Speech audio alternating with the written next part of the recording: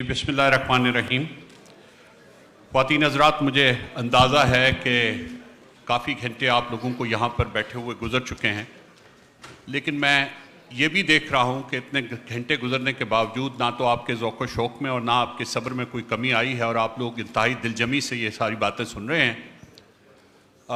ہماری کوشش یہ ہوگی کہ اس پینل میں ہم اپنی ڈسکشن کو جو گورننس کے ایشو پر ہے اس طرح سے چلائیں کہ ہم بجائے لمبی بات کرنے کے ہم خاص ان ایشوز کو ڈسکس کریں جو گورننس کے مختلف ایریاز میں ہم کو سامنے اس وقت ہمارے سامنے کھڑے ہیں، اور پھر اس کے بعد کچھ نہ کچھ وقت ضرور بچائیں جس میں آپ لوگ، جن میں سے بہت سے شعبوں سے تعلق رکھنے والے خواتین و حضرات بھی موجود ہیں، وہ اگر اس پینل کے لوگوں سے کوئی سوال کرنا چاہیں تو وہ بھی کر سکیں۔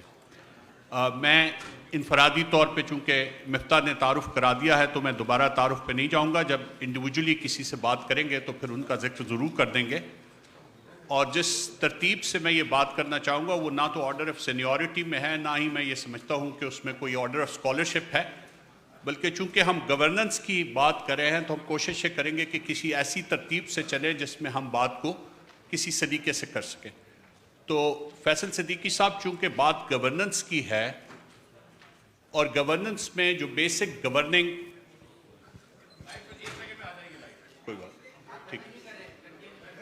جو بیسک گورننگ ڈاکیومنٹ ہے وہ کانسٹیٹیوشن ہے، اور اس کانسٹیٹیوشن میں آج کل یہ بہت بات ہو رہی ہے، دو چیزوں پہ بہت زیادہ بات ہو رہی ہے کہ کانسٹیٹیوشن میں جو سوشل کانٹریکٹ دیا گیا ہے جو کسی بھی عوام اور ریاست کے درمیان، اور پھر ریاست کو جو حکومت گورن کسی بھی خاص وقت پہ کری ہوتی ہے، اس کے درمیان جو تعلقات کے طریقہ کار کو اور ضابطے کو طے کرتا ہے، آپ چونکہ آئین اور قانون پوری عمر آپ کی اس میں گزری ہے اور ماشاءاللہ آپ کا بہت بڑا نام ہے، جو لوگ پاکستان میں آئین اور قانون کو سمجھنا چاہتے ہیں وہ آپ کی اسکالرشپ سے فائدہ بھی اٹھاتے ہیں، تب بھی جب آپ کسی کیس میں کھڑے ہوتے ہیں اور تب بھی جب آپ کو آئینی ایشوز پہ بلایا جاتا ہے اور آپ کو بڑی احتیاط سے سنا جاتا ہے، توجہ سے سنا جاتا ہے۔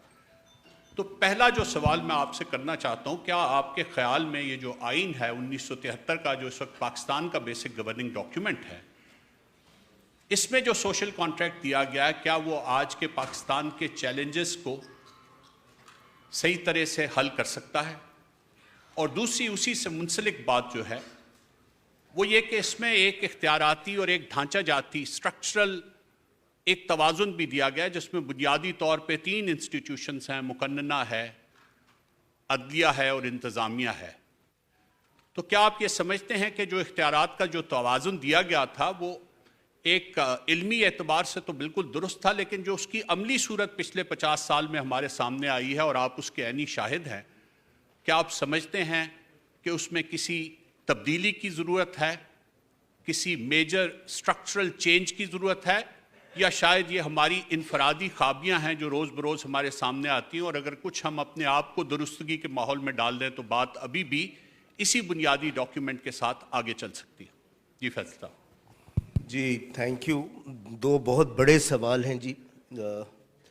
پہلا جو سوال ہے وہ کانسٹیٹیوشن کی ریلیونس کا ہے ہمارے حالات کے مطابق، تو وہ غالب کا وہ مصرع یاد آتا ہے کہ غالب خستہ کے بغیر کون سے کام بند ہیں، تو سب اس کو ریفریز کر سکتے ہیں کہ کانسٹیٹیوشن خستہ کے بغیر کون سے کام بند ہیں۔ تو لگتا تو نہیں ہے کہ ہمارے ایلیٹ کے کوئی کام بند ہیں، کانسٹیٹیوشن کے بغیر کام ویسے ہی چل رہے ہیں۔ میرا اپنا ویو یہ ہے کہ ہر کانسٹیٹیوشن میں چینجز آ سکتی ہیں، لیکن آپ کسی کانسٹیٹیوشن کی ریلیونس اور ایفیکیسی جب جج کریں گے جب آپ اس کو امپلیمنٹ کریں، پھر آپ یہ سوال اٹھا سکتے ہیں کہ بھئی اس میں کیا چینجز آنی ہے، کیا چینجز نہیں آنی۔ انڈیا اور پاکستان کافی یونیک ایکسپیرینسز ہیں کانسٹیٹیوشنل میکنگ میں۔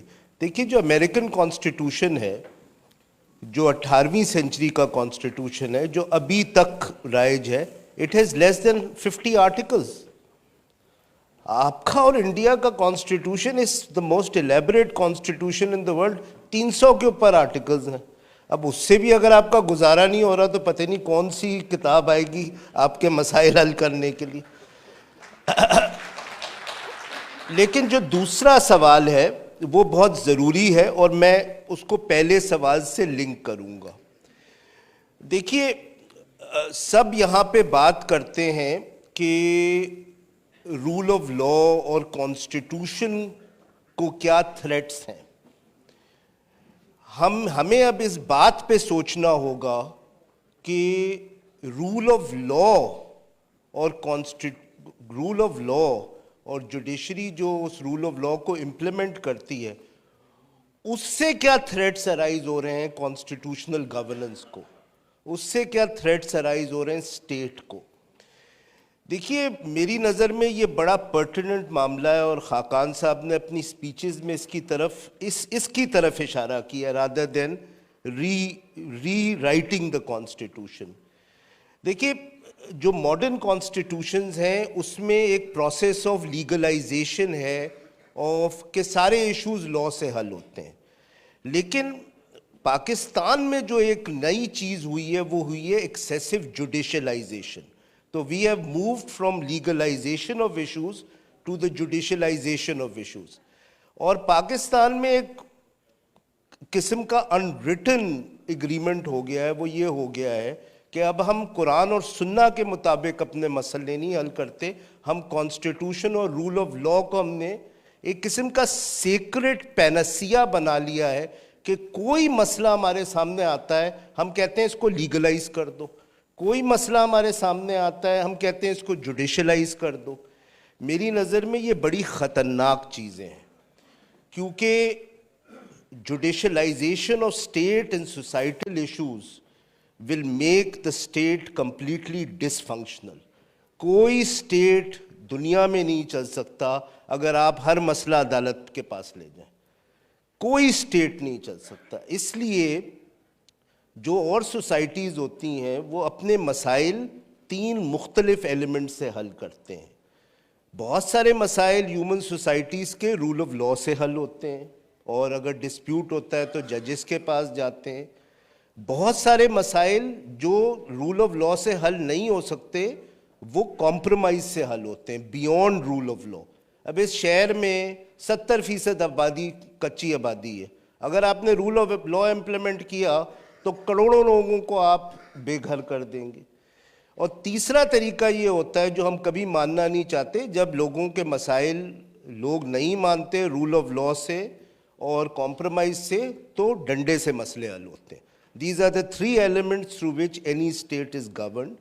تو میرے خیال میں ہمیں اس کے بارے میں دوبارہ سوچنا پڑے گا کہ یہ جو ہم نے سمجھ لیا ہے کہ law as well as judges are the panacea of all problems, اس سے ہمیں نکلنا ہوگا, ہمیں سمجھنا ہوگا نہ ان کے پاس کیپیسٹی ہے in terms of expertise and in terms of volume. آپ کے کانسٹیٹیوشن میں 300 آرٹیکلز, اوور 300 آرٹیکلز ہیں. اگر ہر آرٹیکل کی انٹرپریٹیشن پہ جھگڑا ہونا شروع ہو جائے کہ کس میں وقت کتنا ہے, کس لفظ کا کیا مطلب ہے, you will not be able to function as a state. تو یہ مجھے بہت بڑا مسئلہ نظر آتا ہے اور اسی مسئلے سے پھر یہ سیپریشن آف پاور امبیلنس ہوتا ہے. اگر آپ ہر چیز جوڈیشلائزیشن کی طرف لے جائیں گے تو پھر امبیلنس تو ہوگا. دیکھیے امریکہ میں بھی یہ جوڈیشلائزیشن ہے, وہاں کا سپریم کورٹ بہت سٹرونگ ہے. فرق یہ ہے کہ امریکہ میں 200-250 سال میں ایک بہت سٹرونگ ایگزیکٹو اور لیجسلیچر ڈیولپ ہو گیا.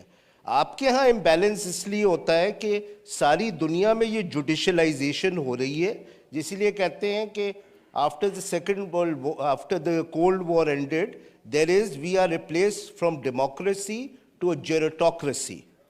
یہ ساری دنیا میں ہوا ہے, لیکن آپ کے ملک میں پرابلم یہ ہے کہ جہاں judicialization of state and social issues ہوا ہے وہاں it is against a very weak executive and a very weak legislature. All ملکوں میں یہ نہیں ہے. تو میرے خیال میں اس کو ری تھنک کرنے کی ضرورت ہے. سوسائٹیز کے ہر مسئلے کا حل قانون اور ججز نہیں ہے. جی بالکل آپ نے درست کہا, میں ذاتی طور پہ آپ سے بالکل اتفاق کرتا ہوں. لیکن کسی اور پہ جانے سے پہلے میں آپ کو یاد کراؤں گا کہ 2015 میں ایک ججمنٹ سپریم کورٹ نے کانسٹیٹیوشن کے بیسک سٹرکچر کی انٹرپریٹیشن پہ دی تھی, جس میں जस्टिस नासरुल मुल्क बेंगल साहब, जस्टिस नासरुल मुल्क साहब के साथ 3 और जजेस ने तो उससे इख्तलाफ किया था, लेकिन 17 में से 13 जजेस ने ये कहा था कि हमारे जो कॉन्स्टिट्यूशन का बेसिक स्ट्रक्चर है उसकी 3 एलिमेंट्स हैं, एक जमहूरियत, एक पार्लिमानी निज़ाम हुकूमत और तीसरा उन्होंने कहा कि वो अदलिया की आज़ादी है। तो उन्होंने मुकन्नना को तो उस पूरे बेसिक स्ट्रक्चर में से अलहदा करके रख दिया।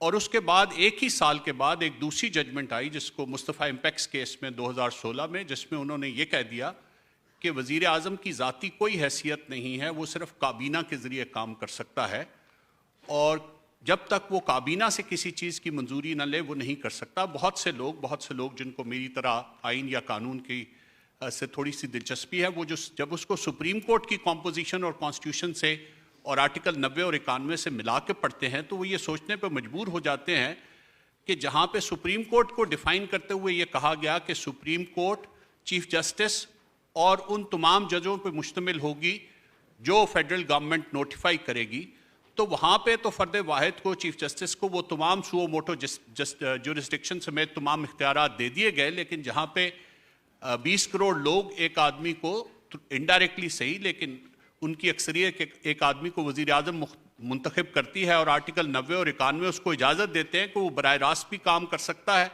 और किसी के ज़रिए भी काम कर सकता है, किसी वज़ीर के ज़रिए, तो उसको उन्होंने बिल्कुल इससे फारिग कर दिया। तो क्या आप ये नहीं समझते कि ये और इस तरह के बहुत से फैसले हैं, मैं इसकी तफसील में नहीं जाना चाहूँगा, उन्होंने हमारे आइन में कुछ ऐसे खिलाफ पैदा कर दिए हैं, कुछ ऐसा स्ट्रक्चरल इम्बैलेंस पैदा कर दिया है जिसको शायद या तो मुकन्नना अपनी जगह दोबारा से रीगेन करना इतना आसान नहीं होगा। एग्जीक्यूटिव तो बहरहाल हमारी बहुत ही कमज़ोर है, तो क्या उसका रास्ता क्या है? देखिए, ये जो कॉन्स्टिट्यूशनल इंटरप्रिटेशन का मसला है ये बहुत पुराना मसला है। देखिए, किसी रिलीजियस स्कॉलर ने रिलीजियस टेक्स्ट के बारे में कहा था कि दी वर्ड्स में B sacred but the interpretation is not. असल में आप किसी भी टेक्स्ट के पास कोई भी आप टेक्स्ट पढ़ते हैं, एक शख्स पढ़ेगा उसकी एक इंटरप्रिटेशन लेगा, दूसरा शख्स पढ़ेगा दूसरी इंटरप्रिटेशन लेगा। इसीलिए ये कॉन्सेप्ट ऑफ सुप्रीम कोर्ट आया कॉन्स्टिट्यूशनल हिस्ट्री में कि ये झगड़े कभी ख़त्म नहीं हो सकते। इसलिए आप ये झगड़ा इस तरह ख़त्म करें कि आप एक बॉडी को सुप्रीम बना दें।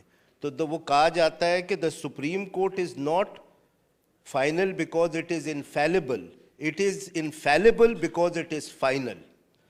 तो ये जो चीज़ है कि जजेस अल्टीमेटली उन लोगों को बताएंगे जिन्होंने कॉन्स्टिट्यूशन लिखा है कि इसका एक्चुअली मतलब क्या है। ये वो मतलब नहीं है जो तुम समझ रहे हो, ये वो मतलब है जो हम बता रहे। इसका कोई हल नहीं। इसका हल इंटरप्रिटेशनल डिबेट्स में नहीं है, इसका हल पावर इम्बैलेंसेस में। आपके यहाँ जब तक एग्जीक्यूटिव वीक होगा और जब तक लेजिस्लेचर वीक होगा, जब तक जजेस जो दिल चाहे वर्ड्स रीड इन करेंगे। देखिए, अभी इंडियन सुप्रीम कोर्ट ने क्या किया है फाद साहब, इंडिया में टेक्स्ट में लिखा हुआ था 324 सब आर्टिकल 2 में कि इलेक्शन कमिश्नर्स अपॉइंट करेगा president until a law is made by parliament. Indian supreme court में उसने ये कह दिया है कि उन्होंने एक कमेटी बना दी है of the prime minister, of the opposition leader and the Chief Justice of India, who will recommend to the President of Pakistan, who will be appointed Chief Election Commissioner and Commissioners. ये पूरा का पूरा system read in कर दिया है। अच्छा, वहाँ की एक ज़रूरत है because Modi is trying to create an authoritarian state. तो इसका कोई इंटरप्रिटेशनल हल नहीं है। मैं आपको बताना चाहता हूँ, किसी को नहीं मालूम कॉन्स्टिट्यूशन का क्या मतलब है, किसी को नहीं मालूम। जो दावा करता है उनको मालूम है। यूएस सुप्रीम कोर्ट पिछले 200 साल से 50 आर्टिकल्स इंटरप्रेट करने की कोशिश कर रहा है। 73 में उन्होंने कहा अबॉर्शन लिखा हुआ है कॉन्स्टिट्यूशन में, 30 साल 50 साल बाद का अबॉर्शन नहीं लिखा हुआ है, अब अल्लाह ही जाने क्या लिखा हुआ है।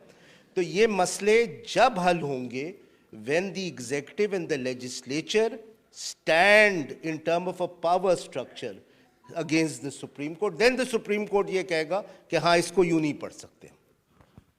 शुक्रिया। फैज़ साहब, ज़फ़र साहब की तरफ चलते हैं। ज़फ़र साहब, special assistant to prime minister رہے ہیں تقریباً 1.25 سال کے لیے. اس سے پہلے ورلڈ ہیلتھ آرگنائزیشن میں ڈائریکٹر کے عہدے پہ کام کرتے رہے ہیں, اور اس کے علاوہ انہوں نے ایک پرائیویٹ سیکٹر آرگنائزیشن بھی بنائے رکھی, which was the organization for the consumer protection.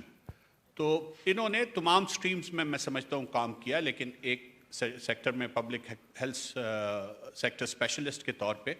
تو آج تعلیم کی بھی بات ہوئی, آج جینڈر ایکوٹی کی بھی بات ہوئی, آج نیوٹریشن کی بھی بات ہوئی, صبح سے یہ تمام ایشوز پہ بات. تو اس حوالے سے جہاں پہ مفتاح نے بتایا کہ ورچولی ہمارے جو 86% بچے ہیں وہ کسی نہ کسی ایسی کمی کا شکار ہیں, وہ غذا کی کمی ہے, وہ سٹنٹنگ ہے, وہ کچھ بھی ہے, کسی نہ کسی ایسی کمی کا شکار ہیں کہ ہم معیشت یا معاشرت کی تبدیلی کے ساتھ بھی ایک صحت مند معاشرہ بنانے کی صورت میں نہیں ہیں.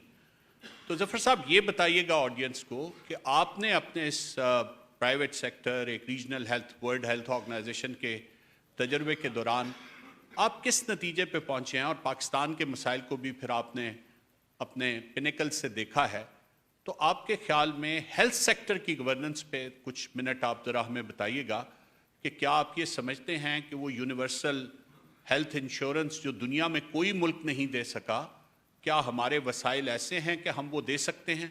اور اگر ہم نہیں دے سکتے تو اس سے پہلے جو صحت کے بالکل بنیادی مسائل ہیں جس کی طرف آج بار بار اشارہ ہوا, اس کا حل کیا ہے ہمارے پاس؟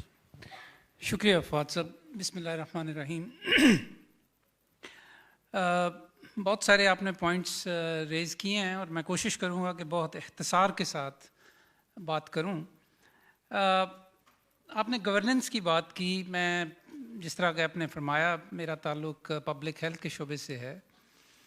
پاکستان میں جس طرح کہ صبح سے ہم گفتگو سن رہے ہیں, مختلف مقررین نے اپنی گفتگو میں بالواسطہ یا بلا واسطہ کسی نہ کسی ہیلتھ کے ایشو کے اوپر بات کی ہے, اور اس کی سنجیدگی اور اس کی سیریسنس جو ہے اس کے اوپر بات کی ہے. سٹارٹنگ ود مفتاح اسماعیل صاحب جنہوں نے پاپولیشن سے بات شروع کی تھی, پھر نیوٹریشن کے اوپر بات ہوئی, پھر سٹنٹنگ کے اوپر بات ہوئی, پھر وومن ریپروڈکشن کے اوپر بات ہوئی.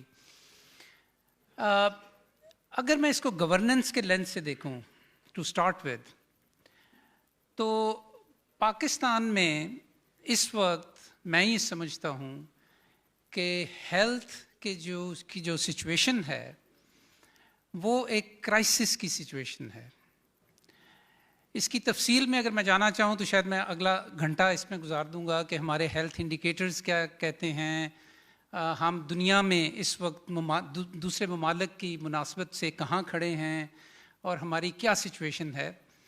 تو اس پہ ٹائم ضائع کیے بغیر میں صرف یہ عرض کرنا چاہتا ہوں کہ پاکستان میں اس وقت جو ہیلتھ کی سچویشن ہے وہ ایک نیشنل ایمرجنسی کی سچویشن ہے, اور یہ مسلسل اور تشویشناک بحران ہے اس وقت ہیلتھ کی سچویشن جو ہے پاکستان میں. اور اگر آپ میرے سے اس کی وجہ پوچھیں, اور میں واپس گورننس پہ آؤں گا, تو جب یہ لوگ کہتے ہیں کہ پاکستان میں ہیلتھ کی سچویشن اتنی خراب کیوں ہے اور اس میں گورننس کا کیا رول ہے, تو میں یہ کہتا ہوں کہ ہیلتھ کی گورننس کو آپ ٹھیک نہیں کر سکتے جب تک آپ ملک کی گورننس کو ٹھیک نہیں کریں گے. یہ ایک بنیادی بات ہے. یہ سچویشن کریٹ کیوں ہوئی ہے؟ یہ سچویشن کریٹ اس لیے ہوئی ہے کہ ہیلتھ ہماری پرائیورٹی نہیں ہے, پولیٹیکل پرائیورٹی بھی نہیں ہے, اسٹیٹ کی پرائیورٹی بھی نہیں ہے, اور چونکہ گورننس کی بات ہو رہی ہے تو کانسٹیٹیوشنل پرائیورٹی بھی نہیں ہے. اور میں یہ بات اس لیے کر رہا ہوں کہ آپ کو یہ معلوم ہے بہت اچھے طریقے سے کہ جب 18th امینڈمنٹ ہوئی تو اس وقت رائٹ ٹو ایجوکیشن بھی نہیں تھا ہمارے کانسٹیٹیوشن کے اندر, اور جو 18th امینڈمنٹ کا پیکج بنا اس میں ہم نے right to education, fundamental education جو ہے پرائمری لیول کی, اس کو شامل کیا تھا. ہیلتھ ابھی بھی ہمارے کانسٹیٹیوشن سے باہر ہے. Right to health is not provided in the constitution of Pakistan. یہ یہاں سے بات شروع ہوتی ہے. پاکستان اس وقت پوری دنیا میں جو لویسٹ پبلک فائنینسنگ ہوتی ہے ہیلتھ کے سیکٹر میں, اس میں پاکستان کا شمار ہے.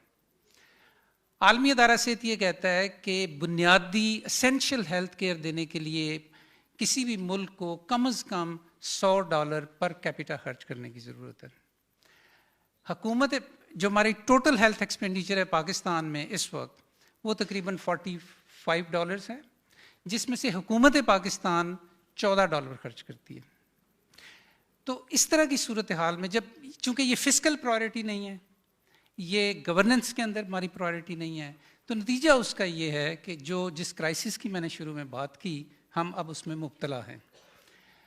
پاکستان میں 2-3 آپ کو مثالیں دیتا ہوں، ان مثالوں کے علاوہ جو صبح سے دی جا چکی ہیں۔ 40% بچے اسٹنٹڈ ہیں، ہمارے خواتین 42 آئرن انیمیا میں مبتلا ہیں۔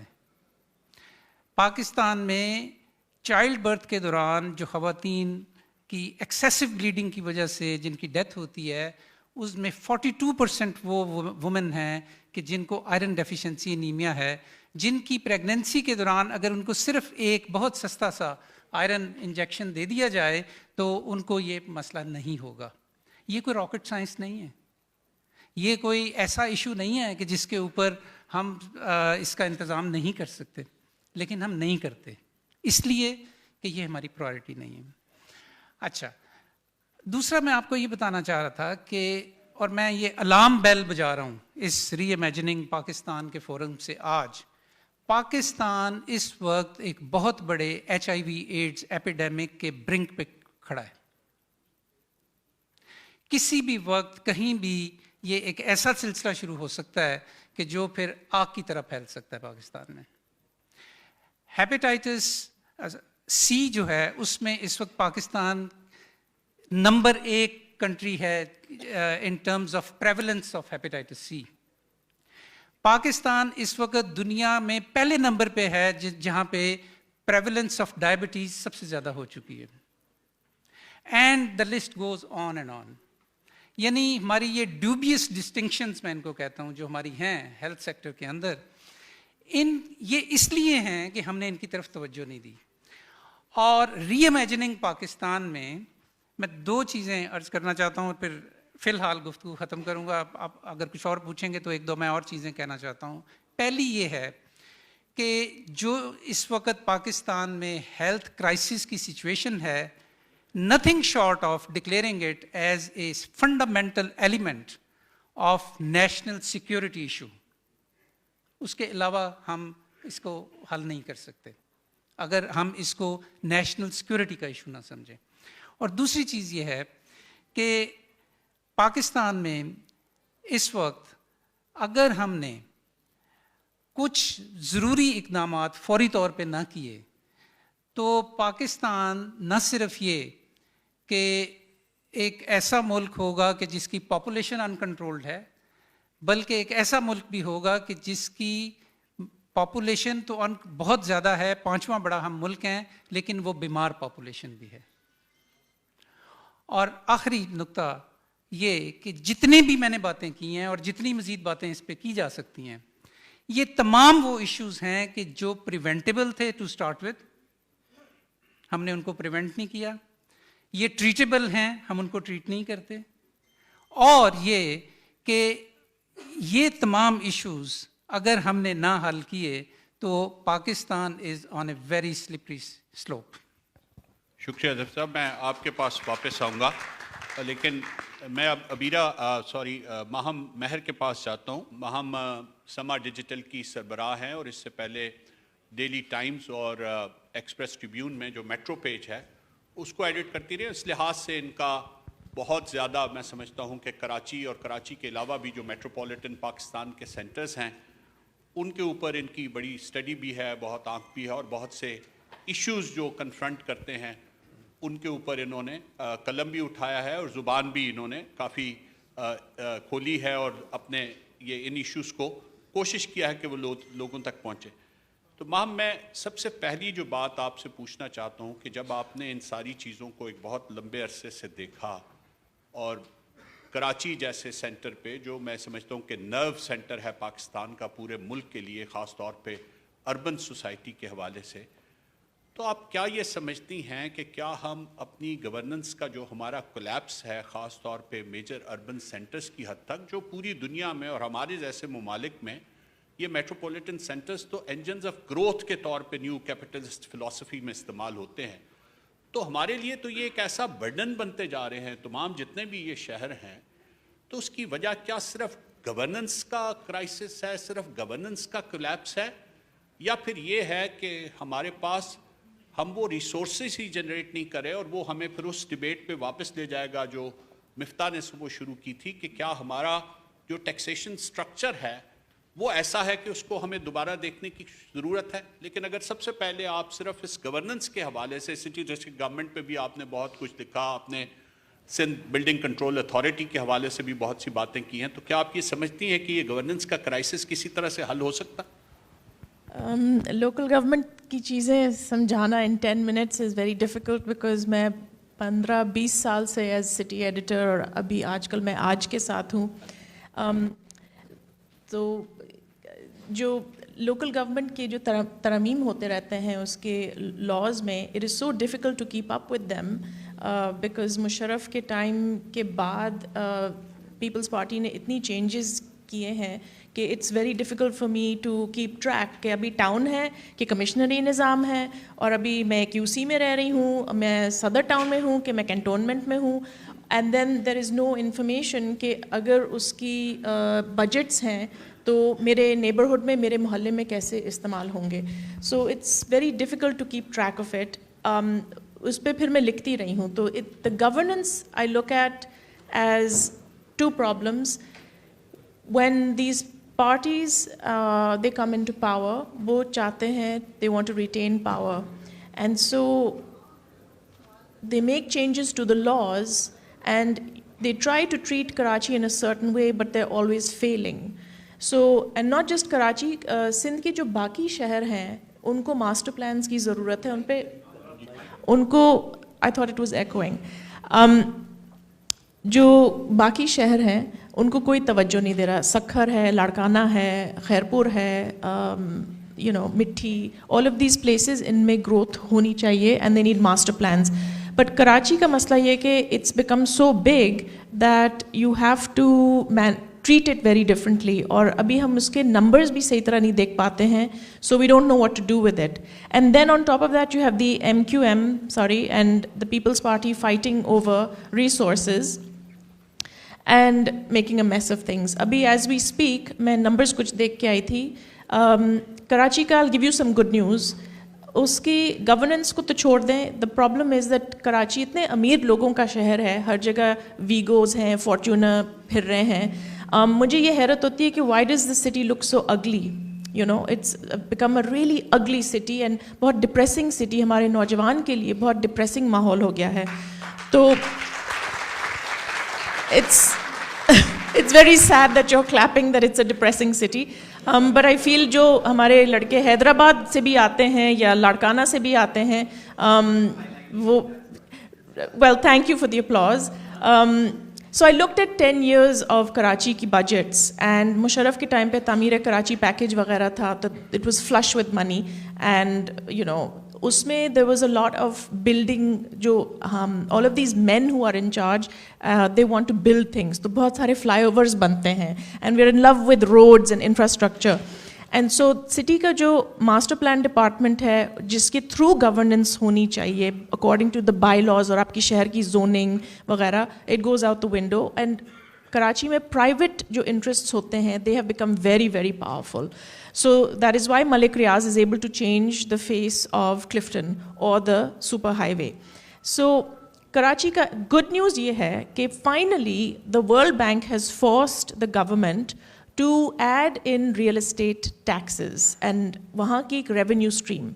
तो मैं देखती थी कि कराची इतने अमीर लोगों का शहर है, how come it's looking so ugly? And where is all the money? Because clearly there's a lot of money. So the thing is that money is not being put into city government. And that is because the People's Party did not want KMC to be strong. So legally unhone bahut sare unke powers hata diye. Now in the last 5 days of February, 1.1 billion rupees was gathered in real estate taxation. So the World Bank has forced them to add KMC ke revenues. ابھی I don't know mayor کون بنے گا. میں حافظ نعیم سے بھی مل چکی ہوں اور مرتضی وہاب وغیرہ سے مل چکی ہوں. لیٹس سی میئر کون بنے گا. But we need to stop having bureaucrats governing this city and have elected representatives. And the last thing I'll say is, we need to have civil service reform, जो कैसर बंगाली साहब जिसका जिक्र करते हैं, जिसमें we should make it easy for young NED graduates, town planners, engineers to get jobs in the water board and the KDA and the SBCA. And we need to have more people in the Sindh Assembly who are able to vote in powers for KMC. The problem with Karachi is that it is a non-Sindhi speaking city जिसके laws बन रहे हैं in a Sindhi speaking assembly. Now I have nothing against Sindhi speaking people, but Karachi की जो demographics हैं and population है उसको study करना चाहिए, because we are supposed to be the engine of Pakistan. ये बड़ी अहम बात पे आपने तवज्जो दिलाई है, तो ऑटोमेटिकली बात आपने ख़त्म वहाँ पे की जहाँ से फैसल सब्जवारी साहब की बात शुरू होनी है. सब्जवारी साहब, ये आप यकीन माने मेरी सारी सरकारी मुलाजमत का 35 साल का दौर जो है वो ये अर्बन और रूरल सिंध का बहस सुनते हुए गुजर गया. और उससे भी बहुत पहले जब हम स्कूल और कॉलेज के अवलीन दिनों में थे और भुट्टो साहब की हुकूमत आई, तो उस वक्त एक डिफरेंट कॉन्टेक्स्ट में ये बहस उस वक्त भी शुरू हुई. तो मुझे ये बताइए कि हमने 1980 की दहाई में MQM आई और पढ़े लिखे लोगों की एक जमात, एक अर्बन जमात, और उस वक्त बहुत से लोगों की, मेरे समेत, जो लोग थोड़ी सी इन चीज़ों में दिलचस्पी रखते थे, बड़ी एक्सपेक्टेशंस थी कि ये जो अर्बन सेक्टर से ये जो मिडिल क्लास और लोअर मिडिल क्लास की ये जो जमात चली है, ये बहुत ना सिर्फ ये कि कराची में बहुत बड़ी तब्दीली लेके आएगी, बल्कि शायद ये एक ऐसा फ्रेमवर्क भी प्रोवाइड कर दे, एक ऐसा नक्शा भी मुरतब कर दे जो मुल्क के दूसरे शहरों में भी ये सब कुछ करके दिखा सके. लेकिन इतने साल गुजर गए, मैं बहुत ज़्यादा चीज़ों में नहीं जाऊंगा, इतने साल, इतनी दिहाइयाँ गुजर गईं. कराची को मैं पहली मरतबा 1975 में आया, और मैंने जो कराची को 1975 में देखा, जब आज मैं 2025 के करीब पहुंचने वाला हूं 5 दिहाइयों के बाद, तो आप यकीन मानें कि मुझे खौफ आता है कि 2025 में मैं कौन सा कराची देखूंगा. तो ये कब हम इन रिसोर्सेज की बहस से निकलेंगे, कब हम ये अर्बन और रूरल सिंध की बहस से निकलेंगे, और कब हम कराची को और कराची की गवर्नेंस को वो तवज्जो दे पाएंगे जिसका न सिर्फ कराची मुस्तहिक है, बल्कि कराची के हवाले से पूरा पाकिस्तान जिसका मुस्तहिक है. क्योंकि इसी ने पाकिस्तान को, मैं उन लोगों में से जो ये बिलीव करते हैं कि कराची ने ही पाकिस्तान को आगे लेके चलना है. It is the engine of growth for the entire country. जी बहुत शुक्रिया फवाद साहब. देखें, इसमें बात यह है कि मैं मुख्तसरन अगर कहूँ तो जो माहिम ने आखिर में बात की, मैं उसकी 100% हिमायत किए देता हूँ. मेरी जमात ने तो बल्दियाती इंतखाबात में हिस्सा नहीं लिया, उसके बावजूद कराची के मुंतखब मेयर के पास वाटर बोर्ड से लेकर बिल्डिंग कंट्रोल, मास्टर प्लान से लेकर सारे के सारे इख्तियारात हों, वसाइल भी हों उनके पास. मसला यही रहा है कि हो सकता है मैं बहुत चाइल्डिश बात कर रहा हूँ, फैसल सिद्दीकी साहब यहाँ तशरीफ़ फरमाए हैं. To me Karachi is in a constitutional mess. वजह उसकी ये है कि 18वीं तरमीम, जो मिफ्ता ने भी सुबह में बात की थी, कि 18वीं तरमीम के जितने टॉर्च बेरर्स थे और प्रोविंशियल ऑटोनॉमी के, वो ये समझते थे कि जनाब इस्लामाबाद के क्लचेस से निकाल कर आपने लोगों को इख्तियार देना है. वो प्रोविंशियल कैपिटल्स छोटे छोटे इस्लामाबाद बन गए. उन्होंने डिस्ट्रिक्ट को और सिटीज़ को चीज़ें नहीं देनी. मैं जब बात करता हूँ डेवोल्यूशन की, तो सिर्फ कराची के मेयर के लिए थोड़ी, वही लड़काना के मेयर के पास भी हो चीज़, जैकबाबाद के मेयर के पास भी. उस बच्चे के साथ कितनी ज़्यादती है कि उसको ऑल द वे, अगर स्कूल एजुकेशन की कोई चीज़ है और अपनी ब्यूरोक्रेसी को अप्रोच करना है, तो वो जैकबाबाद से ऑल द वे कराची आ रहा है. वहीं जैकबाबाद डिस्ट्रिक्ट में ये सारी की सारी चीज़ें होनी चाहिए. लेजिस्लेशन इसलिए नहीं हो पाएगी कि जी मेजॉरिटी जो हमारी रूरल सिंध के रिप्रेजेंटेटिव हैं वो सिंध असेंबली में अक्सरियत में हैं, और वो some how they are convinced कि इतनी डेवोल्यूशन नहीं होनी चाहिए. जवाब ये आता है फिर वज़ीर आला क्या करेगा? नहीं, वज़ीर आला का काम नहीं है सड़कें बनाना, वज़ीर आला का काम नहीं है पानी की लाइनें देना या पानी देना, ये मेयर का काम है, किसी भी जमात का हो. तो एक तो ये माइंडसेट दुरुस्त करने की ज़रूरत है. दूसरी बात मुझे ये लगता है, मैं समझता हूँ, कायल हूँ, अभी हो रही है मरदमशुमारी, दुरुस्त गिना जाना चाहिए. इस फियर से हमें आगे निकलना होगा कि कौन से शहर में कौन सी ज़बान.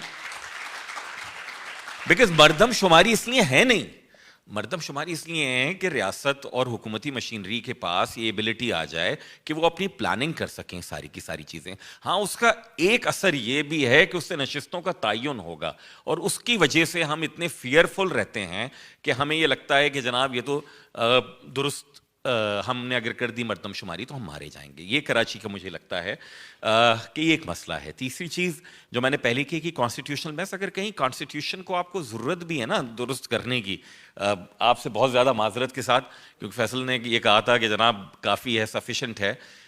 मैंने पिछले दिनों पार्लियामान में एक तकरीर करते हुए कहा था कि काश हमें भी वही इख्तियार हासिल हो जाए जो मोहतरम चीफ जस्टिस साहब ने फरमाया था ना, कि अगर कोई जज लाशऊरी तौर पर जाते हुए गलत फैसला कर दे तो बाद में उसको इतनी लिबर्टी होनी चाहिए कि वो शऊरी तौर पे वापस ले ले। तो कुछ इसी तरह की बात थी मेरे ख्याल में, कुछ इसी तरह की बात की गई थी। तो मेरे ख्याल में इसकी हमें ज़रूरत है।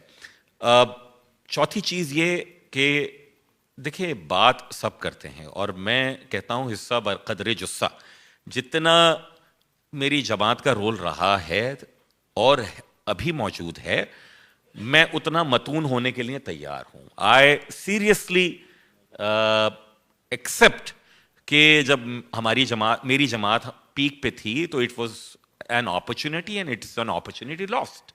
हैविंग सेड दैट, किसी भी तरीके से कोई एग्जीक्यूटिव की अथॉरिटी को अंडरमाइन नहीं कर सकता। You have been the principal secretary to prime minister, former prime minister sitting in front of me. Executive की पावर जो कि वजीर आला के पास है, वजीर आजम के पास है, वो है। मैं सूबाई वजीर भी रहा हूं। सूबाई वजीर के पास एक यूथ पॉलिसी बना के भी 3 साल में वजीर आला से आप पास करवा नहीं सकते, पॉलिसी बनवा के, which is harming no one.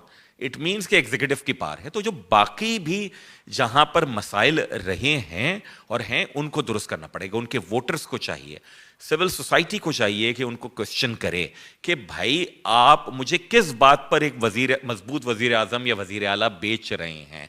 मुझे अपनी गली के महल्ले के मसाइल का हल, सर्विस डिलीवरी यहां पर चाहिए। आप मुझे एक मजबूत यूसी चेयरमैन बेचिए, आप मुझे एक मजबूत टाउन नाजिम या डिस्ट्रिक्ट चेयरमैन बेचिए या सिटी मेयर बेचिए, किसी भी जमात का हो, लेकिन आप उसको ये इख्तियार दीजिए। यहां से तो बात शुरू करनी पड़ेगी। बड़ी अच्छी बात, बहुत मुनासिब। लेकिन इसी को अगर आप मुझे इजाज़त दें, और मैं आप ही पे अभी रहूँगा और वापस जाता हूँ, जो नेशनल फाइनेंस कमीशन के बारे में सुबह मिफ्ता ने कहा, और पिछले दिनों मैं एक लोकल गवर्नमेंट से रिलेटेड फोरम पे था, तो वहाँ पे एक बड़ी ही जो कंसेंसस नज़र आया था वो ये था कि जी हम लोग चूँकि अक्सर व बेशतर जो चीज़ एक मरतबा आ जाती है उसमें जस्टिस के लिए कुछ फ़ायदे की सूरत होती है या इख्तियार बढ़ता है, चाहे वो ब्यूरोक्रेसी हो या हमारी गवर्नमेंट का कोई टियर हो, तो वो उसको कभी छोड़ने के लिए तैयार नहीं होता। तो शायद ये वो वक्त आ गया है कि ये सोचा जाए कि नेशनल फाइनेंस कमीशन के अवार्ड का एक इंटेग्रल पार्ट जो है वो लोकल गवर्नमेंट फाइनेंस अवार्ड भी बना दिया जाए, ताकि ये जो बहस है वो ख़त्म हो जाए कि जी सूबाई हुकूमत आगे लोकल गवर्नमेंट्स को कुछ देगी कि नहीं देगी। क्योंकि ये तो बहरहाल तय है कि अगर लोकल गवर्नमेंट फंक्शन नहीं करेगी तो आप गवर्नेंस की कोई स्ट्रीम दुरुस्त नहीं कर सकते। तो ये बताइए आप फैसल साहब कि क्या आप ये समझते हैं कि आपकी पार्टी जो इतनी बड़ी अर्बन एरियाज़ की रिप्रेजेंटेटिव है, उसके लिए ये ज़रूरी नहीं है कि ये इस तरह के जो रियल इश्यूज़ हैं, rather than just having the स्पैट्स with the between the urban and the rural issues, इस चीज़ को हम लेके आगे चले कि जी वक्त आ गया है कि अब नेशनल फाइनेंस कमीशन के अवार्ड में लोकल फाइनेंस भी किया जाए और एक परसेंटेज जो है वो पहले दिन से ऑब्लिगेटरी हो on all the provincial governments, Balochistan में भी, सिंध में भी, पंजाब में भी, केपी में भी, कि वो आगे डिवॉल्व करें उसको लोकल गवर्नमेंट्स पे। एब्सोल्युटली, इसमें कोई दो राय नहीं है। और मैं सिर्फ ऑडियंस के लिए आपके तवज्जुह से फवाद साहब बतलाता चलूँ कि न सिर्फ ये कि पाकिस्तान पीपल्स पार्टी की सूबाई हुकूमत से हमने ये बारहा मज़ाकरात किए, भले एहतजाज के नाम पर, भले वफाकी हुकूमत में एक साथ बैठने के नाम पर, कि प्रोविंशियल फाइनेंस कमीशन आपको फ्रॉम डे 1 कॉन्स्टिट्यूट करना है। 4 बरस वसीम अख्तर मेयर रह गए, शहर के प्रोविंशियल फाइनेंस कमीशन कॉन्स्टिट्यूट नहीं हुआ।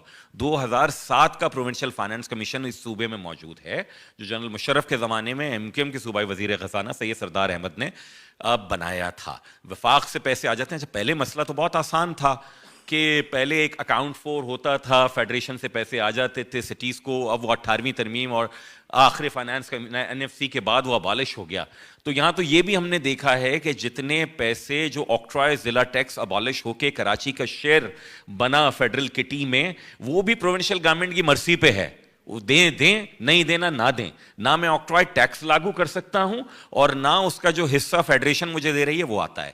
ہیونگ سیڈ دیٹ, آپ نے بجا فرمایا کہ یہ سیریس گفتگو ہونی چاہیے, تو سیریس گفتگو کیا کی. میں سینیٹر منتخب ہوا 2021 کے مارچ میں. 6 مہینے کے اندر میں نے آئین پاکستان میں 4 سے 5 ترامیم سینٹ میں پارلیمان کی منظوری کے لیے جمع کرائی ہیں, جو ساری کی ساری لوکل گورنمنٹ ریلیٹڈ ہے. نمبر 1 کہ پاکستان میں جس طرح قومی اور صوبائی اسمبلیوں کی مدت اور اس کے بعد آٹومیٹیکلی الیکشن گارنٹیڈ ہے, اسی طرح لوکل گورنمنٹ کا بھی ہو. 4 سال کی لوکل گورنمنٹ حکومت ہو, 3 مہینے نگراں رہے, اس کے بعد الیکشن ہو جائے. نمبر 2 لوکل گورنمنٹ کا شیڈیول دے دیجئے آپ کانسٹیٹیوشن میں کہ یہ سبجیکٹس ہیں, کسی پروونشل گورنمنٹ کی مرضی پر نہ ہو کہ وہ چاہے گا کہ بلڈنگ کنٹرول دے گا, وہ چاہے گا واٹر بورڈ دے گا, وہ چاہے گا ماسٹر پلان دے گا, بلکہ کانسٹیٹیوشن میں ہو. نمبر 3 پروونشل فائنانس کمیشن یہ ہو اور اس کا کرائیٹیریا وہی ہو جو نیشنل فائنانس کمیشن کا ہے, آپ اس کی بنیاد پر لے جائیں. یہ ساری کی ساری ترامیم میں نے پاکستان کی پارلیمانی دانش کے سامنے رکھ دی ہیں کہ جناب اس پہ گفتگو کیجئے, اس کو بہتر کیجئے ڈیبیٹ کر کے اور اس کو پاس کیجئے. یہ ترامیم آئین میں ہیں, یہ کراچی کے لیے نہیں ہے, یہ ملک بھر کے لیے ہیں, ملک بھر کے لوگ اس سے مستفید ہوں گے. So I think I have started doing what was expected from my side. جی میں خوش قسمت ہوں کہ میں نے وہ ڈرافٹ دیکھا بھی ہے اور وہ میں مانتا ہوں کہ بہت زوردار ڈرافٹ ہے. لیکن یہ پھر وہی بات ہے جس کو فیصل صدیقی صاحب نے شروع میں کہا تھا کہ ہماری مقننہ اور ہماری ایگزیکٹو جب تک اپنے آپ کو ریسٹور نہیں کرے گی اور جو آئین میں ان کا کردار دیا گیا ہے اس کو بجا طریقے سے پرفارم کرنے پہ تیار نہیں ہوگی, اس وقت تک شاید یہ ساری چیزیں اسی کی کوک سے پیدا ہو رہی ہیں جن کا ہم ذکر کریں گے. اور گورننس کے تو تمام مسائل میں بار بار کہتا ہوں کہ میں مقننہ کو گورننس کا پیرنٹ انسٹیٹیوشن سمجھتا ہوں, اسی کے سر پہ ساری گورننس چلنی ہے. لیکن ایک جو آئینی اور جو ایک قانونی نقطہ ہے فیصل صاحب, میں آپ کے پاس واپس آتا ہوں. دنیا میں کسی بھی ملک میں, اور یہ ہمارے معاشرے کا بھی ایک ایشو ہے جس کے اوپر میں توجہ سب کی دلانا چاہوں گا, اور گورننس کی کور ہے یہ ایشو. میں سمجھتا ہوں کہ ہمارے جو بہت سے مسائل ہیں وہ اس کی جڑ اس میں ہے. دنیا کے کسی بھی معاشرے میں جو انفورسمنٹ ہے وہ 100% لوگوں پہ نہیں ہو سکتی. ہم تو ایک بہت بڑی آبادی ہیں, لیکن اگر ایک 3 لاکھ یا 2 لاکھ یا 1.5 لاکھ لوگوں کا بھی قصبہ ہو اور وہ سب کے سب یہ طے کر لیں کہ انہوں نے قانون کی خلاف ورزی کرنی ہے, تو کوئی طاقت, کوئی پولیس فورس, وہ کتنی اچھی کیوں نہ ہو, کوئی بھی فوج, کوئی بھی اور ادارہ لا انفورسمنٹ کا, ان سے کمپلائنس نہیں لیا جاتا اور لے سکتا.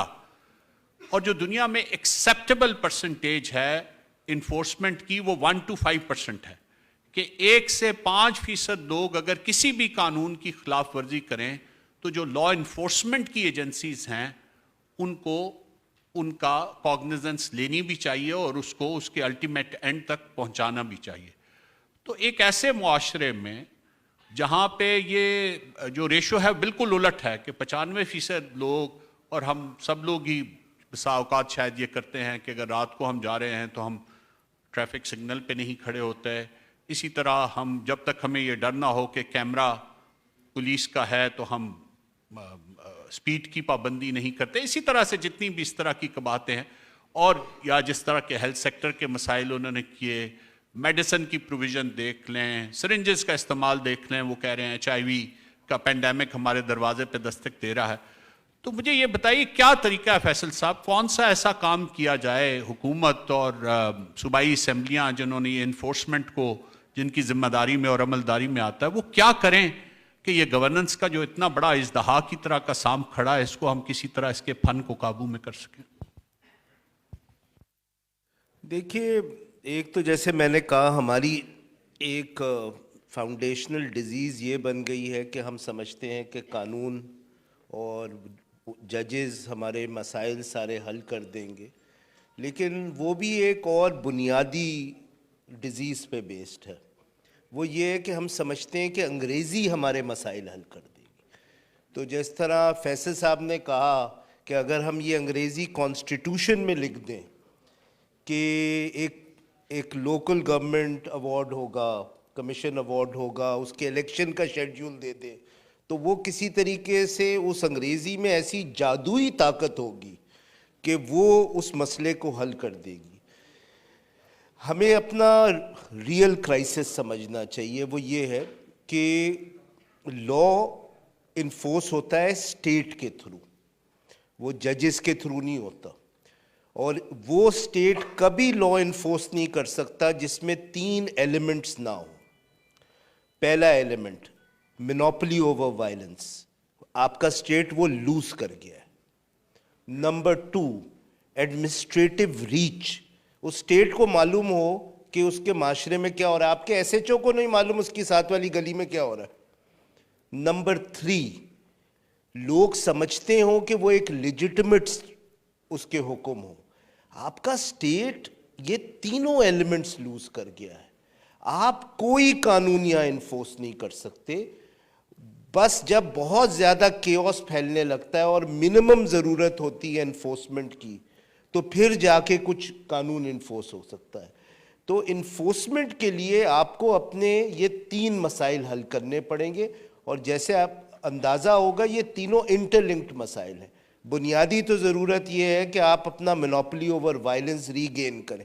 جو اسٹیٹ اپنے ٹیریٹری میں وائلنس کے اوپر مونوپلی نہیں رکھتا, وہ اسٹیٹ ختم ہو گیا. اور پھر اسی سے لنکڈ ہے کہ وہ مونوپلی اوور وائلنس جب ہی آئے گا جب آپ کی ایڈمنسٹریٹو ریچ ہوگی, اور ایڈمنسٹریٹو ریچ لوگ جب ایکسیپٹ کریں گے جب اس اسٹیٹ کو لیجٹمیٹ سمجھیں گے. تو یہ ایک اسٹیٹ کرائسس ہے, ہمیں سمجھنا چاہیے. میں ایک چھوٹی سی مثال سے ختم کروں گا. دیکھیے اسٹیٹ کا اس لیول کا کیوس کریٹ ہو گیا ہے, اور یہ پولیٹیکل, اکنامک, سیکیورٹی, کانسٹیٹیوشنل اور ایک نیریٹو کا کیوس ہے. یہ 5 کیوس ایک ساتھ جمع ہو گئے. آپ کا اگزامپل میں دوں کہ کس لیول کا کیوس ہے. ایف بی آر ہے, مفتاح صاحب جب فائنانس منسٹر تھے انہوں نے سپر ٹیکس لگایا تھا. It was the biggest legislative taxing element in the budget. اس سے کوئی اوور 240 بلین روپیز جمع ہونے تھے. وہ 2 مہینے نے ہائی کورٹ نے اسٹرائک ڈاؤن کر دیا دسمبر میں. اسی کی وجہ سے آپ کا آئی ایم ایف کا کرائسس کریٹ ہوا. وہ 2 مہینے بعد سپریم کورٹ نے ریسٹور کر دیا.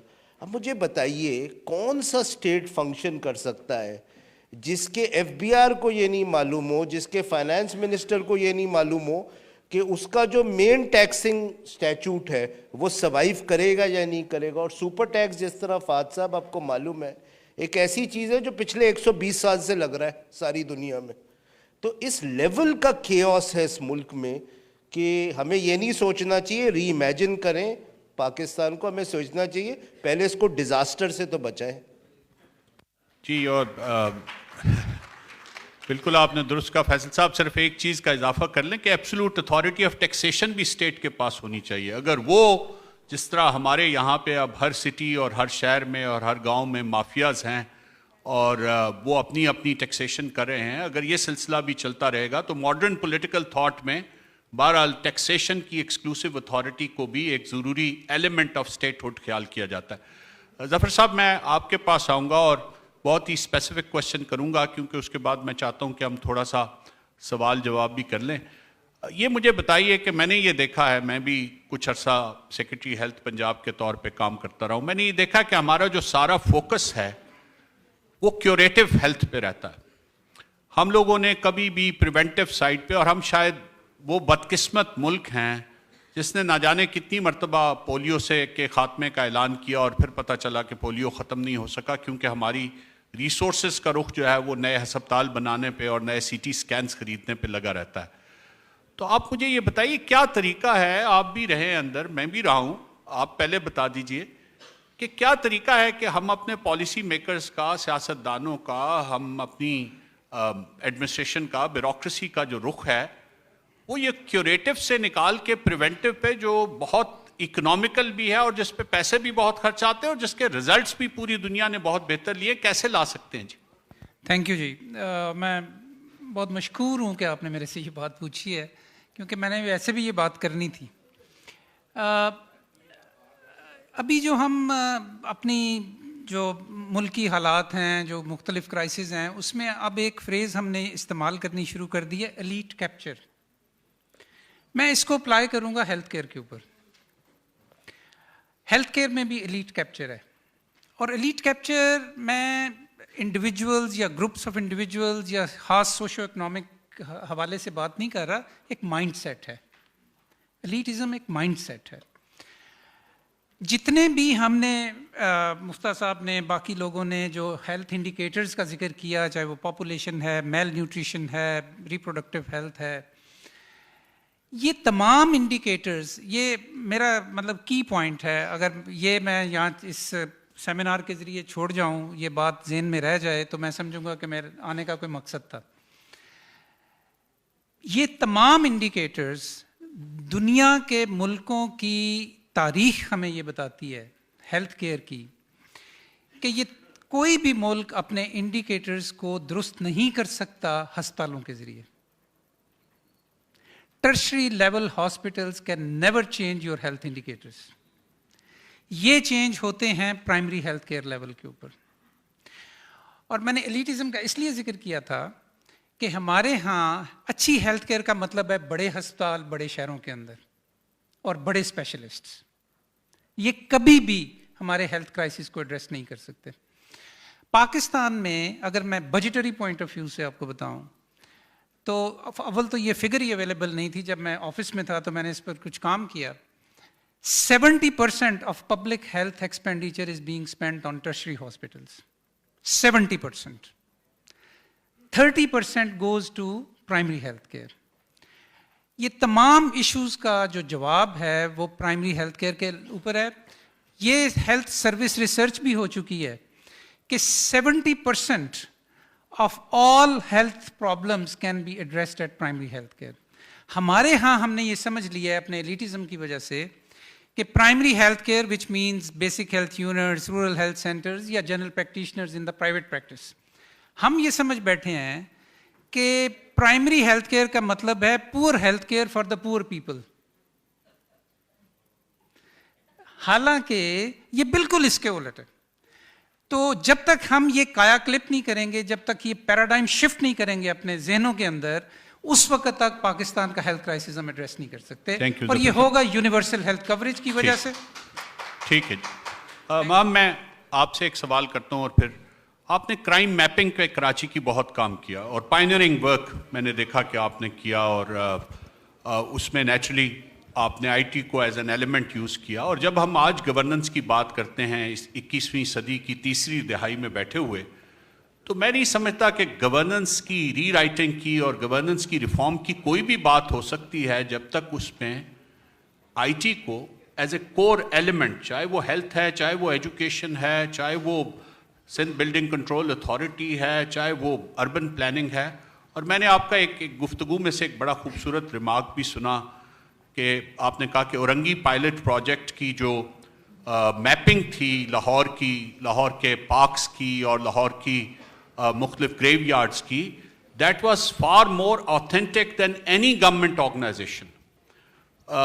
لیکن اس کے ساتھ ساتھ آپ نے کہا کہ کسی نے یہ تجویز دی کہ جی اس کو جو ہے وہ ویب پہ ڈال دینا چاہیے, تو آپ کو اس میں یہ خوف نظر آیا کہ اگر سارے پبلک پارکس کو ہم نے ویب پہ ڈال دیا تو شاید ان پہ قبضہ ہی نہ شروع ہو جائے, جب لوگوں کو صاف نظر آ گیا کہ یہ پبلک پارک یہاں پہ موجود ہے. اور پھر آپ نے یہ بھی کہا کہ اگر جیو گریو یارڈ کا کسی کو پتہ چل گیا تو اس پہ تو ضرور قبضہ ہو جائے گا, بیکاز وہ تو اس میں ایک ریلیجس ایلیمنٹ بھی آ جائے گا. تو مجھے یہ بتائیے کہ کیا آپ یہ سمجھتی ہیں کہ ہماری آبادی جس تیزی سے بڑھ رہی ہے اور ہمارے گورننس کے انسٹیٹیوشن جس تیزی سے کرمبل ہو رہے ہیں, غالباً آئی ٹی ایک بہت بڑا انسٹرومنٹ ہے جس کو ہم یوز کر کے اور ہر لیول پہ انٹروڈیوس کر کے شاید جلدی سے ان مسائل کا حل کر سکتے ہیں؟ جی absolutely, and I am surprised آپ کو یہ پرانی باتیں یاد ہیں. اورنگی پائلٹ پروجیکٹ جس میں لوگوں نے خود اپنے محلوں میں اپنے سیوریج کی پائپ لائنز بچھائیں, پروین رحمان جو ہیں وہاں پہ انہوں نے بہت محنت کی, اور ڈاکٹر صاحب started it. So we have great mappers and lots of IT kids in Karachi. NED university میں, سر سید میں, کراچی یونیورسٹی میں, اینڈ دین لاہور میں بھی یو ول سی, پشاور میں بھی یو ول سی بہت زیادہ کام ہو رہا ہے. اور بہت سارے ینگ لوگ پائتھون کی coding and all the tech stuff تھا. I am not a techie myself. So میری فرسٹریشن یہ تھی جب میں کراچی کی سٹی ایڈیٹر تھی ایکسپریس ٹریبیون میں, ہمارا اخبار جب ڈیزائن ہو رہا تھا, ایک پولش ڈیزائنر آیا تھا یاتسک اوٹکو, ایک خالی پیج تھا, اینڈ ہی سیڈ ایک ایکسٹرا پیج ہے اس پہ کیا کرنا ہے. تو آئی سیڈ کراچی کا کرائم میپ تو بنا لیں. So we actually had a daily crime map. ابھی وہ ڈسکنٹینیو ہو گیا ہے because of Sultan Lakhani, which causes me a lot of pain. But what happened is that every day we would go, crime reporter کی syndicate سے نکلتی تھی خبریں اور ہم وہ crime map لگاتے تھے, and Karachi would light up like a Christmas tree. So mapping کا میرا بہت شوق ہے. ہم نے کراچی کے no go areas کا بھی بنایا, but یہ سب پیپر پہ ہو رہا تھا. Then somehow میں I got very angry, and when I get very angry تو پھر جرنلزم نکلتا ہے. تو میں نے اپنے کرائم رپورٹر عامر مجید کو پکڑا, میں نے کہا بات سنو, کراچی کے تھانوں کا ہمارے پاس حدودوں کا میپ کیوں نہیں ہے. تو ہی سیڈ وہ ایک ایک جا کر ایک ٹاؤٹ کو لے کر بنانا پڑے گا. تو I said so go. So for 3 months he went and he mapped all of the تھانے کا حدود. So I have that map now, and when I have the resources we should put it online, because London Metropolitan Police کی web site اگر آپ دیکھیں تو ایک ایک آپ کے محلے کا آپ کے ایڈریس کے حساب سے تھانے کا ڈیٹیل, SHO کا نمبر, سب ڈیٹیلز انہیں دی ہوئی ہیں. And then the mapping helps you see just how bad things are. ایک map which I'm very proud of which I did was I went to جناح ہسپتال, عباسی اور سول, اور وہاں پہ ایک چیز ہے, ہم سارے بابو کلچر ہے تو ہمیں رجسٹرز کا بہت شوق ہے. ہم آن لائن چیزوں کو, ایکسل کسی کو سیکھنا نہیں ہے, گوگل شیٹس نہیں سیکھنا.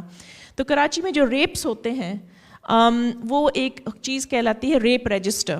تو ایسے ہسپتالوں میں ML کے دفتر میں وہ ہوتی ہے. تو ہم نے ان کو کھول کے ایک ایک ریپ کیس جس میں ML ایگزامینیشن کروائی گئی عورت کی یا بچے کی, لڑکے کی, لڑکی کی, ہو ایور, میل آلسو, اس کی ہم نے لاسٹ 6 months ہم نے نکالے. This was last year.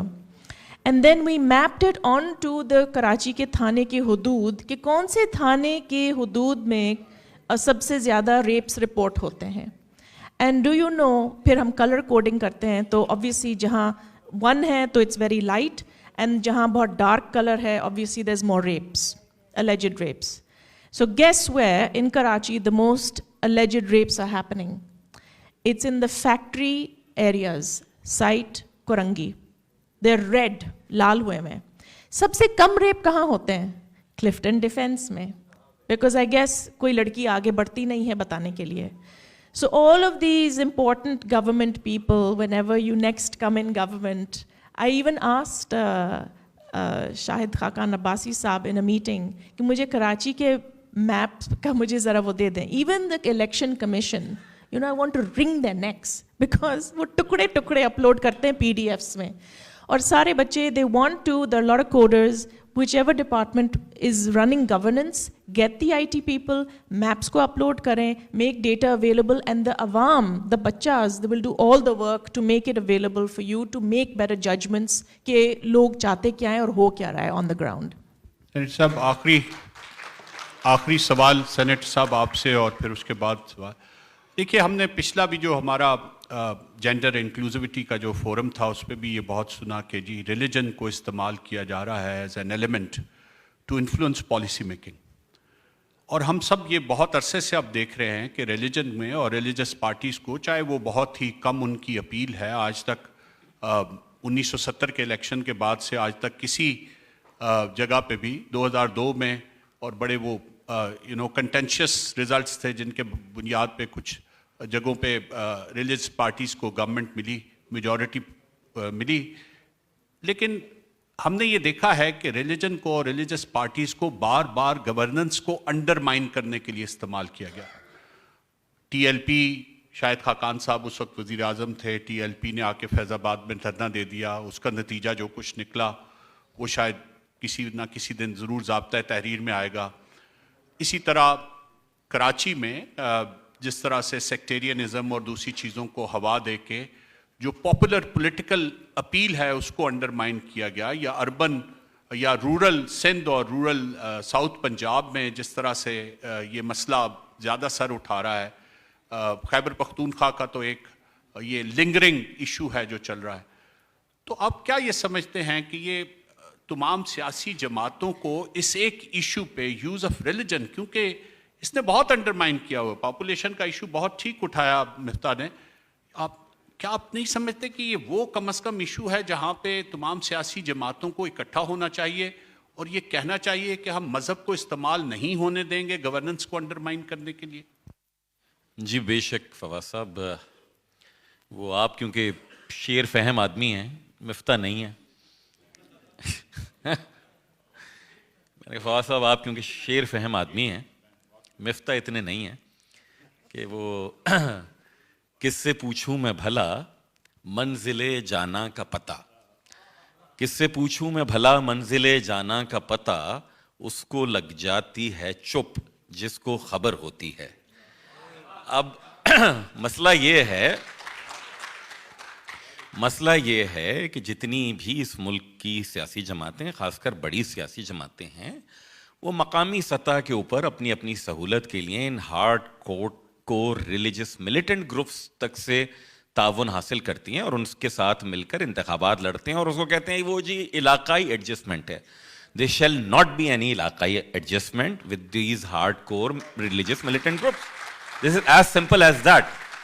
مسئلہ کیا ہے؟ مسئلہ اس لیے ہے کہ بدقسمتی کے ساتھ ہمارے ملک کا مائنڈ سیٹ کیا ہے، ایک چھوٹا سا، وہ یہاں موجود نہیں ہے لیکن میں کوئی غلط بات نہیں کر رہا.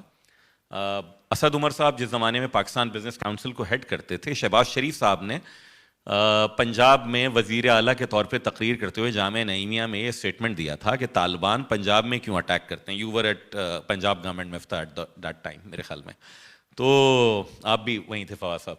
تو جامعہ نعیمیہ میں کہ پنجاب میں نہ کریں طالبان، کیونکہ ہماری اور ان کی امریکہ کے متعلق سیم پالیسی، کوئی اس طرح کی بات کی تھی. تو ہم ایک ڈنر کے اوپر کوئی گفتگو کر رہے تھے، تو اسد نے بڑی انٹرسٹنگ بات کی. انہوں نے کہا نہیں دیکھیں، پنجاب ہے اس زمانے میں 6-8 کروڑ کا پروونس، اکثریت کیا سوچتی ہے. So the leader of the house province کے، he is trying to address اور کیپچر دی امیجنیشن اور sympathies of majority of the province. میرا مسئلہ اس سے بڑھ کر یہ ہو گیا ہے کہ جب کوئی بڑا سیاسی لیڈر مذہب کارڈ استعمال کرے گا، اسلامی ٹچ دے گا، وہ زیادہ لوگوں میں قبولیت پکڑتا ہے. میرا مسئلہ یہ نہیں ہے زیادہ کہ بڑے لیڈر یہ کیوں کرتے ہیں، میرا مسئلہ یہ ہے کہ وہ بڑے لیڈر کی بات کو زیادہ آسانی سے قبول کیا جا سکتا ہے. جو موب لنچنگ ہو رہی ہے سری لنکن شہری کی ہو، کہیں بھی ہو، میرا مسئلہ یہ ہے کہ اس کی لوگوں میں ایکسیپٹنس بڑھ رہی ہے، کیونکہ ریاست پاکستان نے 4-5 دہائیوں میں جو یہ اینٹائی ویسٹرن تھاٹس کو، مطالعہ پاکستان کو ڈاکٹرٹ کر کے پڑھایا گیا ہے، جو مذہب کو سیاسی طور پر استعمال کرنے کے لیے سیکیورٹی اسٹیٹ نے جو ذہن سازی کی ہے، وہ ہے جو ہم آج یہاں پر بھگت رہے ہیں.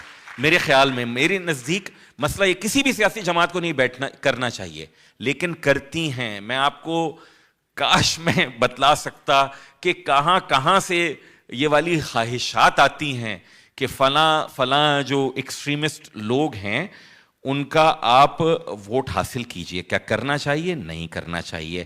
کیا ہم کر رہے ہیں؟ ہاں جی، بطور بحیثیت مجموعی کر رہے ہیں. کیا کرتے رہیں گے جب تک ہم بیٹھ کر یہاں قوانین پر بات کرنے کو جرم نہیں ہے، نہ اسلامی طور پر نہ پاکستان کے آئین کے تحت، لیکن یہاں مخصوص قوانین پہ گفتگو کرنے پہ لوگوں کے سر مارنے کو جسٹیفائی کریں، ہائی کورٹ کے چیف جسٹس اتر کے جسٹیفائی کریں، اس وقت تک اس ملک کا یہ مسئلہ حل نہیں ہوگا. بہت شکریہ. آپ کا سوال جواب ہم بالکل آخر میں کریں گے، مجھے یہ بتایا گیا ہے.